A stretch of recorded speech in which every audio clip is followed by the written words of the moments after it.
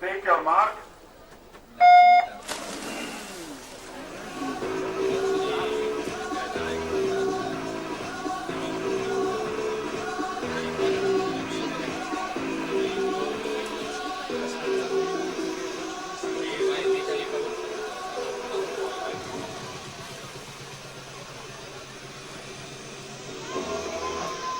Siamo in acqua con la serie numero 1 dei 100 dorso femminili, miglior tempo di iscrizione in corsia 4 Rosita Tonolini, Sport and Fitness, atleta classe 99. Vediamo la situazione alla virata dei 50 metri, Gaia Gandolfi 32,92, Tonolini 33,08, Jessica Marraffa 33,09 in terza posizione.